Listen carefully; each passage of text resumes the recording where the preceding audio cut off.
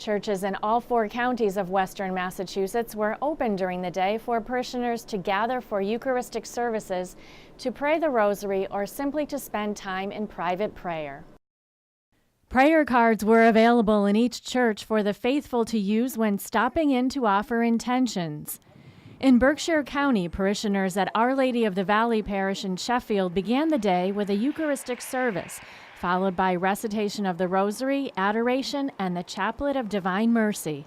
Today is a special day in the Diocese of Springfield where we come together as a church, many parishes but one church, and our schools also, to pray for victims of clergy sexual abuse, to pray for our church, that our church may be purified of this scourge, and to make sure that this never happens again in the future. Bishop Brzezinski said the day was just one element of a larger plan to address clergy sexual abuse. As we come together today, we realize that there have been mistakes made, and that indeed we've learned so much more about what sexual abuse is and its devastating effects. So it makes us as a church to be all the more aware, and all of our employees, our volunteers are all trained so that they would recognize the signs of clergy or any type of sexual abuse that a child might come forward with, to be able to know what to do when they recognize those signs and to report it immediately. In Franklin County at Blessed Sacrament Parish in Greenfield, Catholics gathered in the Adoration Chapel to recite the Rosary. Purified and sanctified by priest. Parishioners were also invited to pray the Stations of the Cross and the Chaplet of Divine Mercy, followed by benediction. Holy Mary, Mother of God, pray for us sinners. In Hampden County, students from St. Mary's High School in Westfield gathered throughout the day in the lower church. I think it's important because we're young people, and this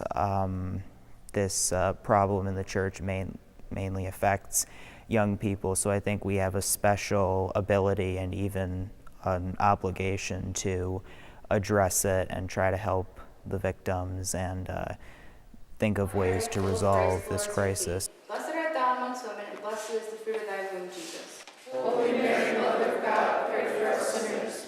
Members of the junior class at St. Mary's said they were praying for those who were abused and were there to offer their spiritual support. I think it's really important for us to all come together and show our solidarity for the victims and kind of raise our message, our real message, and not that we encourage this kind of behavior, that we're sticking together and we're trying to make a difference.